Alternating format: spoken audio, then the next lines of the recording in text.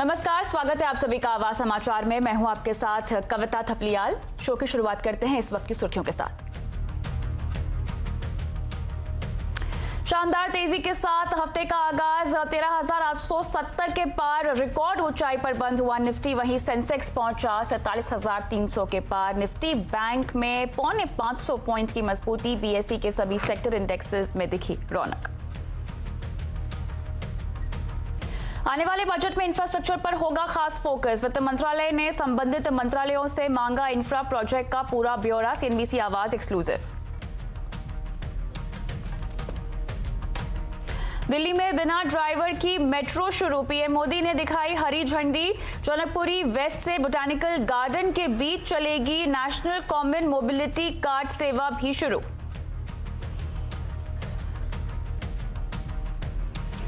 Corona vaccine का dry run 4 राज्यों में शुरू। कोरोना के नए केस में गिरावट जारी। 24 घंटे में 20,000 नए मामले। किसान आंदोलन और कांग्रेस स्थापना दिवस के बीच राहुल के इटली दौरे पर पॉलिटिक्स। बीजेपी नेता ने राहुल पर उठाए सवाल। कांग्रेस का जवाब, बीमार नानी को देखने इटली गए राहुल। संजय राउत की पत्नी वर्षा को ईडी के समन पर सियासत शुरू। शिवसेना ने बताया बदले की राजनीति। राउत बोले महिला को डराने की कोशिश का देंगे करारा जवाब। एमएस धोनी को खेल भावना के लिए दशक का बेस्ट आईसीसी स्पिरिट अवार्ड तो विराट कोहली बने बेस्ट वनडे क्रिकेटर।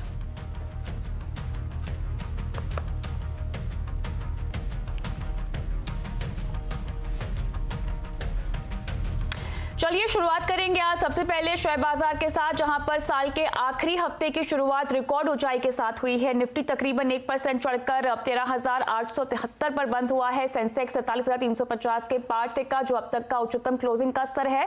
बैंकिंग शेयरों की बात करें तो यहां तेजी ज्यादा रही है। निफ्टी बैंक 550 अंक चढ़ा है।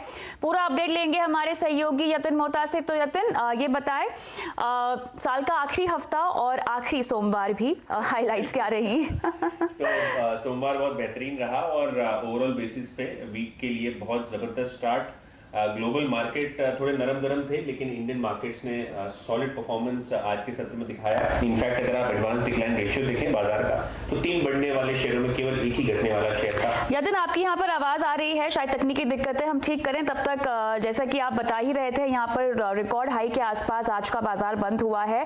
काफी अहम स्तर 13,850 का, जहां पर हमने देखा कि उसके ऊपर आज की क्लोजिंग हुई है। चौथा स्ट्रेट सेशन जहां पर आज बाजार पहुंचता हुआ दिखाई दिया है। खास बात यहां पर एडवांस डिक्लाइन रेशियो की रही है, जो कि 3:1 रहा है। मेरे ख्याल से ये अहम बातें हैं, लेकिन चलिए आगे कंटिन्यू करेंगे यतिन। चलिए, यहाँ पर एक बार फिर से बात नहीं हो पा रही है। इस बीच हम क्योंकि कुछ सेक्टर्स की अक्सर चाल देखते हैं, कमोबेश हमने देखा कि reality, NBFC, pipes, mid cap IT, mid cap banks खास तौर से और लॉजिस्टिक्स में आज हम लोगों ने थोड़ा सा प्रेशर बढ़ते हुए देखा है। लेकिन HDFC bank, Kotak Mahindra bank, ICICI bank ने खास तौर से यहाँ पर निफ्टी गेन्स की ओर कंट्रीब्यूट किया है। यतिन, आप बताना चाहेंगे मुख्य तौर पर आज क्या अहम बातें रही? ब्रॉडर इंडाइसेस ने आउट परफॉर्म किया। बिल्कुल, और ब्रॉडर आउट परफॉर्मेंस हमको देखने को मिला। हफ्ते की बहुत बेहतरीन शुरुआत और ग्लोबल मार्केट में थोड़ी बहुत नरमी गर्मी थी, उसके बावजूद बहुत बेहतरीन प्रदर्शन इंडियन इक्विटीज़ का। जैसे कि मैंने पहले कहा, 3 बढ़ने वाले शेयरों के सामने एक घटने वाला शेयर, तो मार्केट की डेप्थ और एडवांस डिक्लाइन रेशियो भी बहुत बेहतरीन थी। टीसीएस ने आज 11 लाख करोड़ का मार्केट कैप क्रॉस किया। और अगर आप देखें सेक्टर्स की, तो रियल एस्टेट और एनबीएफसी शेयरों में तेजी देखते ही बनती थी। ऑलराइट, इसके अलावा स्पेसिफिक शेयरों की अगर हम बात करें, स्टॉक्स की बात करें, तो कहां एक्शन ज्यादा था? तो अगर आप एक्शन की बात करें तो बाजार में निफ्टी गेनर्स की लिस्ट बहुत लंबी थी, लेकिन टाटा मोटर्स, क्योंकि ब्रेक्जिट जो यूके में था वो सक्सेसफुली हो गया है वहाँ उसका सारा प्रोसीजर, तो टाटा मोटर्स फोकस में रहा। लगभग 6% की तेजी वहां देखने को मिली। JSW steel, HDFC life, Titan जैसे शेयरों में भी हमको 4 से 5% तक की तेजी इंट्राडे बेसिस पे देखने को मिली। कमजोर वाले शेयर्स जो थे ज्यादा करके एफएमसीजी शेयर्स थे, तो ब्रिटानिया, एचयूएल में हमने 0.5% तक का फॉल देखा। सन फार्मा और श्री सीमेंट में भी हमने थोड़ी बहुत नरमी देखी, लेकिन एक्शन पूरे का पूरा जो था मिड कैप साइड पे था, तो कोरोमंडल इंटरनेशनल, हुडको, Glaxo pharma, SAIL, Godrej property जैसे शेयर्स में हमने 5 से 6% तक की तेजी देखी। और अगर आप एफएनओ गेनर्स की बात करें तो वहाँ भी लिस्ट बहुत लंबी थी। वहाँ SAIL, Indiabull housing, Tata motors, JSW steel, Apollo hospital जैसे बहुत सारे दिग्गज शेयर थे। और रियल एस्टेट जैसे कि मैंने पहले कहा, वहाँ भी हमने देखा इंडियाबुल्स रियल एस्टेट, शोभा और डीएलएफ जैसे शेयरों में बहुत अच्छी तेजी देखने को मिली। चलिए, शुक्रिया यतिन इस पूरे मार्केट राउंड अप के लिए। हम आगे बढ़ेंगे, रुक करेंगे दूसरी अहम खबरों की ओर, जहां पर फरवरी में पेश होने वाले बजट में इंफ्रास्ट्रक्चर पर खास फोकस रहने वाला है। सीएनबीसी आवाज को मिली एक्सक्लूसिव जानकारी के मुताबिक वित्त मंत्रालय ने इस बारे में संबंधित मंत्रालयों से खर्च का ब्यौरा मांगा है। तमाम डिटेल्स लेंगे वरिष्ठ सहयोगी लक्ष्मण रॉय से। लक्ष्मण, ये बताएं कि आने वाले बजट में इंफ्रा पर फोकस किस तरह से रहेगा सरकार का?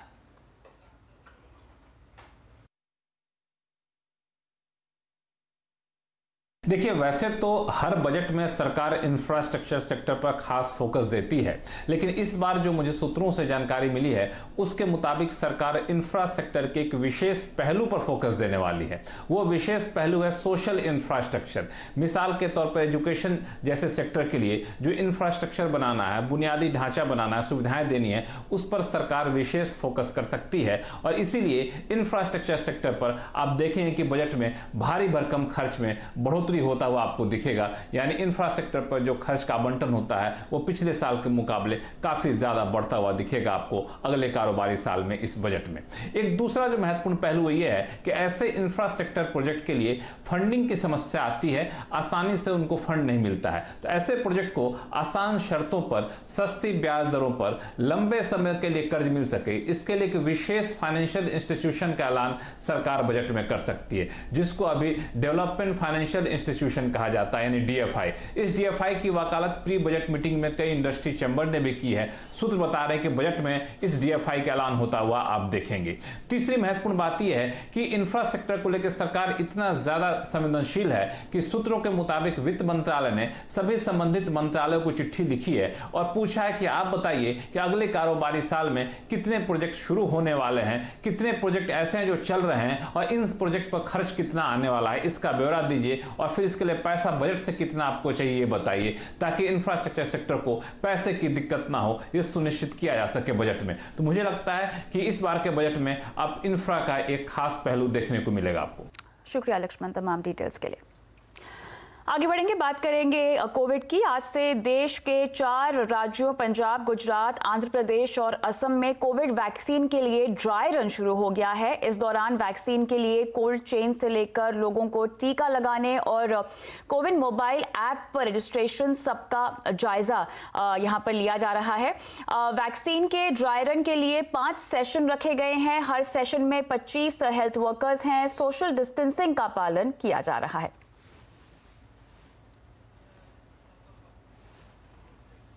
पंजाब में 2 ज़िले जो है वो यहाँ पे चयन हुए हैं वैक्सीन के लिए, जिनका आज और कल 2 दिन जो है वो ड्राई रन जो होगा, ट्रायल होगा, जिसके लिए जो तैयारियां हैं वो मुकम्मल तकरीबन कर ली है। पहली जो है आज जिसका जो आज चयन किया गया है, तकरीबन जिसकी भी रजिस्ट्रेशन होगी वो ऑनलाइन होगी। पहले जो है पहले आधार पे अगर लुधियाना की बात की जाए तो लुधियाना में 7 जो है सेंटर बनाए गए हैं। सबसे पहले डीएमसी हॉस्पिटल लुधियाना, जहाँ पे हम मौजूद हैं, इसके जो 7 सेंटर है जो बनाए गए हैं, जिसके लिए तैयारियां जो मुकम्मल कर ली गई है। आज लगभग 3-4 बजे के करीब जो है वो पूरी आज वो दिखाई जाएगी। यही वो सेंटर बनाया गया है यहाँ पे जो है जिसकी एक ट्रायल होगा, जिस माध्यम से यहाँ पे जो कैबिन बनाए गए हैं, जिसकी तैयारियां जो है लगभग जो कंप्लीट हो गई है। अब हमारी खास मुहिम संजीवनी a shot of life.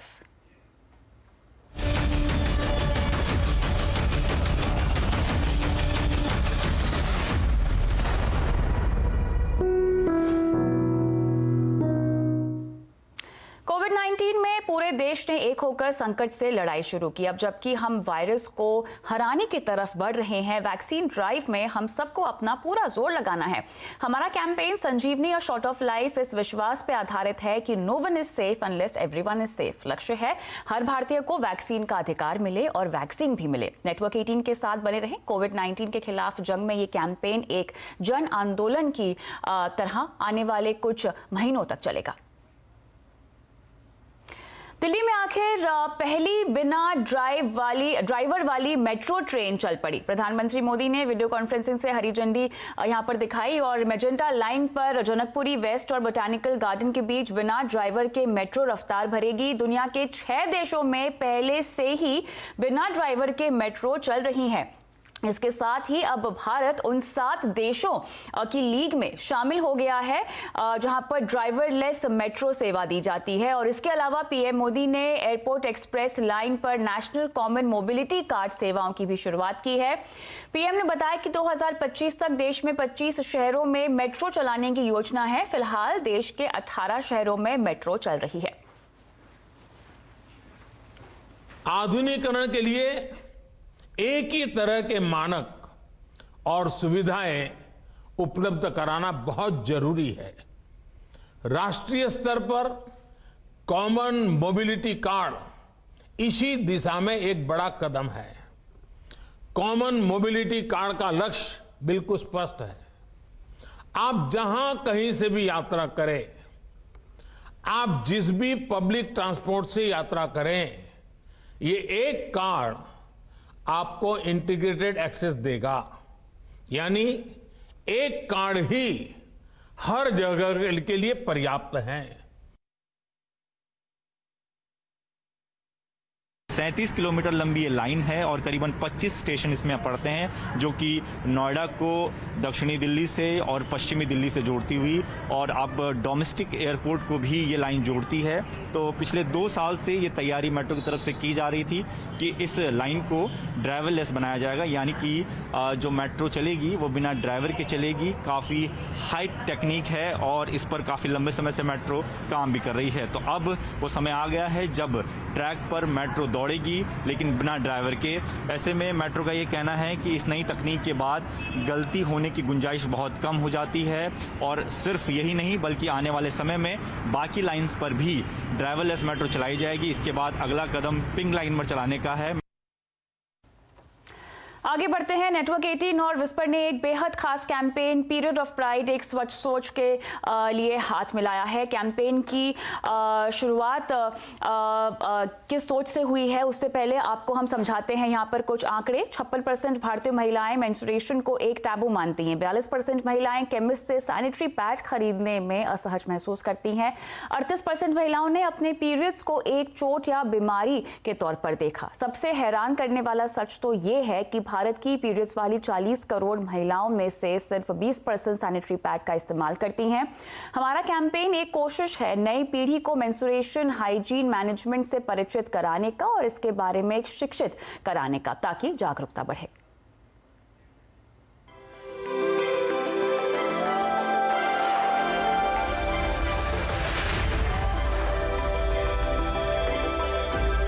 Her school curriculum में ये कॉन्वर्जेशन आए, क्योंकि फ्यूचर जनरेशन भी बदलाव लाएंगे ना। लड़ाकू विमान चलाने से लेकर के और एवरेस्ट चोटी की फतह करने तक कौन सा क्षेत्र है जिसपे बेटियां पहली पंक्ति में खड़ी होकर के और अपना योगदान नहीं देती हैं।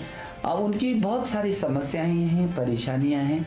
उन परेशानियों और समस्याओं को ये पूरा समाज, जो परिवार का व्यक्ति और समाज के लोग हम यदि महसूस करें तो उसमें कई गुना ताकत और बढ़ जाएगी।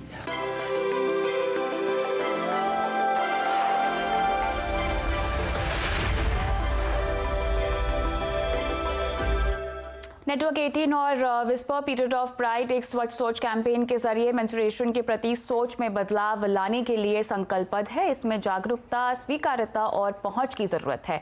हम मेंस्ट्रुएशन को स्कूल के पाठ्यक्रम का हिस्सा बनाने की मांग कर रहे हैं। आप भी इस मुहिम का हिस्सा बन सकते हैं। हमारे वेबसाइट periodofpride.com पर जाएं और पिटीशन साइन करें। आवाज समाचार में इतना ही, लेकिन खबरों का सिलसिला बरकरार है, बने रहें।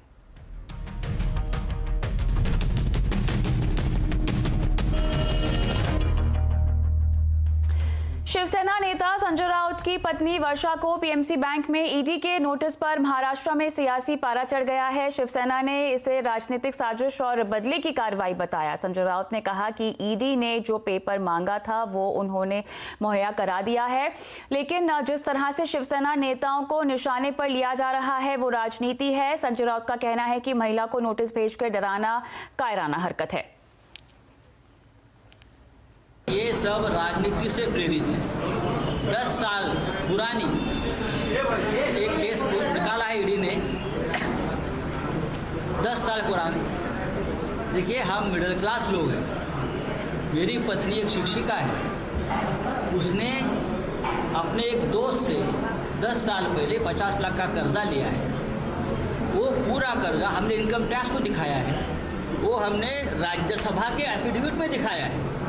अगर आप मेरे राज्यसभा के जो प्रॉपर्टी के एफिडेविट होते हैं, हमने कोई छुपाई ये बात नहीं है। 50 लाख का जो हमारा लोन है वो हमने दिखाया है। तो ईडी को क्या तकलीफ है या भारतीय जनता पार्टी को क्या तकलीफ है उसमें? मैं नहीं डरने वाला। उनको भी पता चलेगा किससे पंगा लिया है। किसान आंदोलन के बीच राहुल गांधी के अचानक विदेश दौरे पर बीजेपी और कांग्रेस में जुबानी जंग शुरू हो गई है। कांग्रेस आज अपना स्थापना दिवस मना रही है, लेकिन राहुल गांधी उसमें शामिल होने के बजाय विदेश चले गए।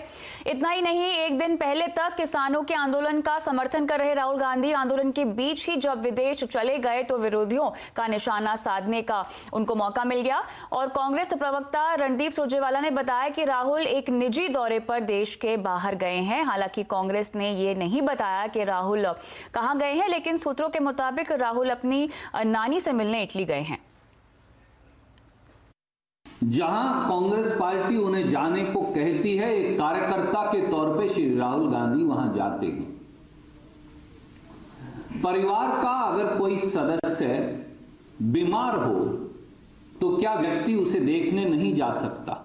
वो ना किसी छुट्टी पर गए हैं और ना कहीं और अपने परिवार की दूसरी सदस्य जो सबसे बड़ी हैं, उनकी नानी, वो साल के अंत में उनसे भी मिलने गए।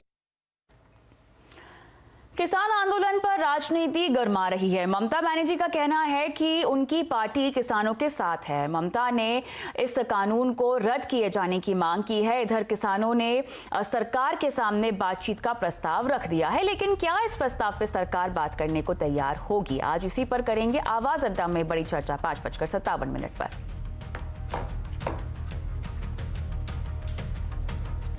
MS धोनी आईसीसी ने एक बड़ा सम्मान दिया है इन्हें। MS धोनी को आईसीसी ने दशक का best spirit of cricket award दिया है। धोनी को साल 2011 में इंग्लैंड के खिलाफ हुए एक मैच के लिए ये अवार्ड मिला है। धोनी ने नॉटिंघम टेस्ट के दौरान इयान बेल को रन आउट होने के बावजूद वापस खेलने के लिए बुला लिया था। अब आईसीसी ने उस खेल भावना के लिए धोनी को यह सम्मान दिया है। वहीं विराट कोहली को आईसीसी ने दशक का बेस्ट क्रिकेटर का सम्मान दिया है।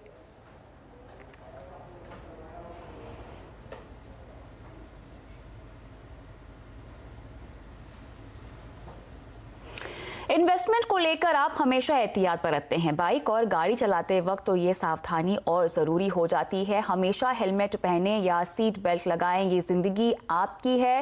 रोड सेफ्टी को लेकर नेटवर्क 18 के साथ मिलकर हुंडई के इस कैंपेन के साथ आप भी जुड़े।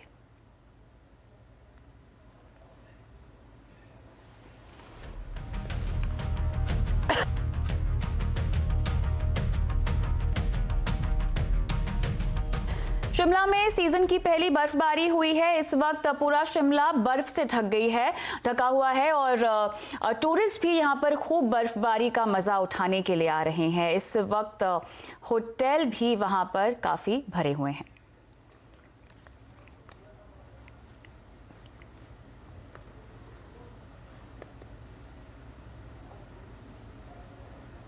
अब बात हमारी खास मुहिम की। CNBC आवाज और नेशनल स्टॉक एक्सचेंज एक विशेष मुहिम इन्फॉर्म्ड इन्वेस्टर लेकर आए हैं, जिसका मकसद है निवेशकों में जागरूकता को बढ़ावा देना। जब हम किसी ड्राइवर को हायर करते हैं तो सबसे पहले उसका ड्राइविंग लाइसेंस चेक करते हैं। उसी तरह ध्यान में रखें कि सिर्फ अधिकृत ब्रोकर के जरिए ही डील करें। थोड़ी सी चूक हुई तो ध्यान रखें कि सिर्फ अधिकृत ब्रोकर के जरिए ही आपको डील करना होगा और चूक होने पर आपकी जमा पूंजी से आपको हाथ धोना पड़ सकता है।